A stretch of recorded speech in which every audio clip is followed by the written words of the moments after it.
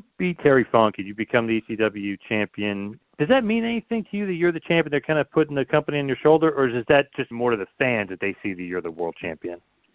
Honestly, it's more the fan thing. Like, those belts really mean nothing to me.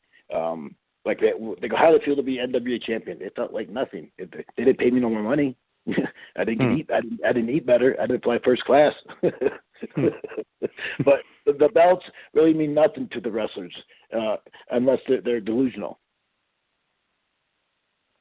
You know, some wrestlers, they live by their belts or their titles, and they're delusional if they live by it.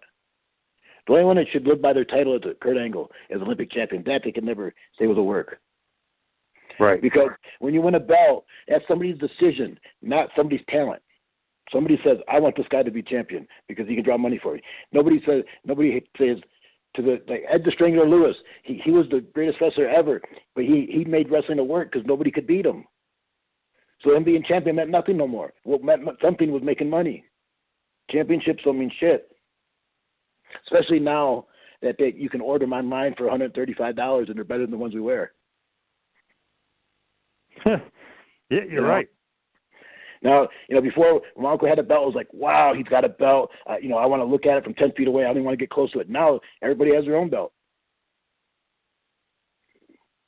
Yeah, which is crazy. You can just order them online for, Yeah, God knows. and they're damn good belts.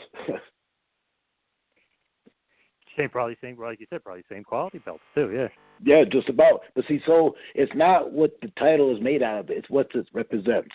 So if I was to be NWA champion back when Ric Flair was NWA champion, yes, that would mean something. But I was NWA champion after NWA died, and I was wrestling in front of 35 people.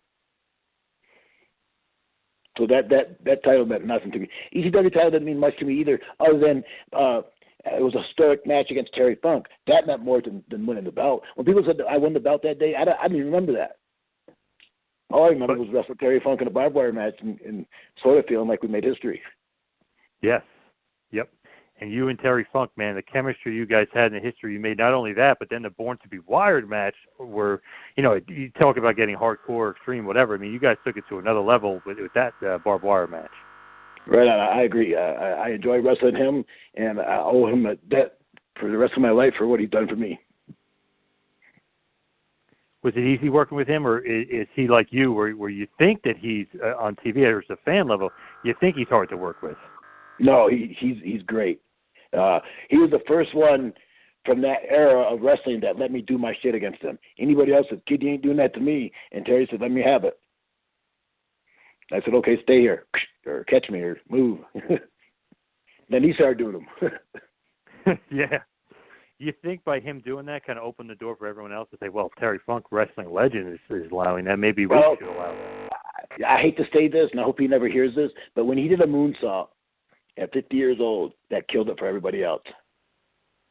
Because then Van Vader did it, and then this guy did it, and then moonsaults became like headlocks. Terry Funk can do it, I can do it. And they were right. It's almost like the super kick today. Everyone does the super kick. Yeah. Super kick makes me throw up when I see it. When I see it, I throw up. I do also want to mention not only another great feud of yours as far as Terry Funk, but I want to mention Taz as well, because that just seemed like, obviously, it was a feud. You guys didn't touch each other for a long period of time. The barely legal match.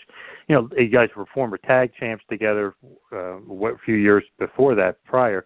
But that feud just seemed so important and so epic. And the fact you guys didn't touch.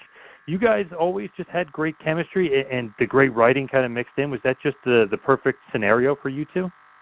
Yes, because the chemistry we had in the ring was good. The chemistry we had out of the ring was terrible. We didn't like each other out of the ring, couldn't stand each other. So when he was calling me out every night, he meant it. He just knew I wasn't coming to the ring. That's the only reason he was so bold, because he knew I wasn't coming. That's the only reason he talks that shit about me, because I let him.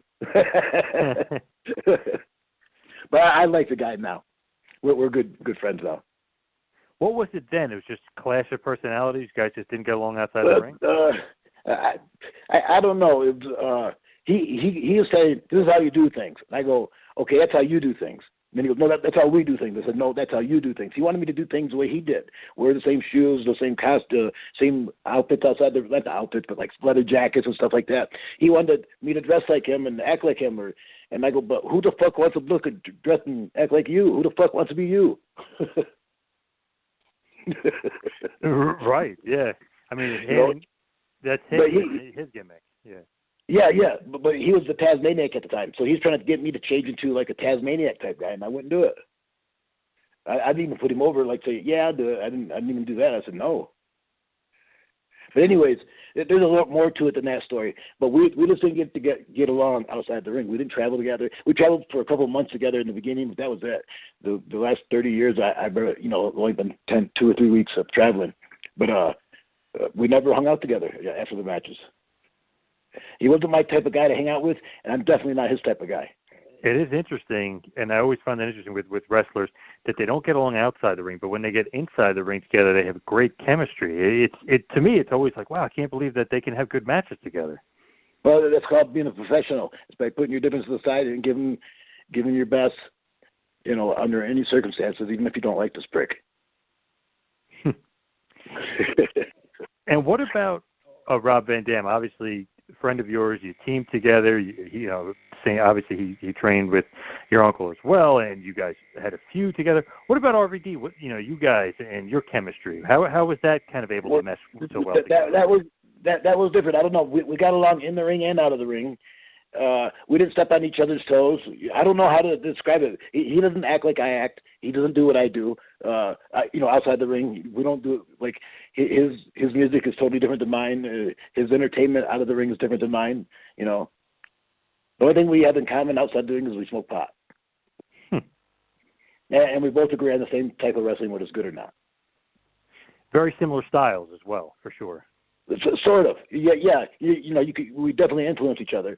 But if you really picked apart our matches, you say he does this left, Sabu does that right. He does this left, he does that right. You'll see that both. It looks the same, but it's not. It looks similar, but it's not.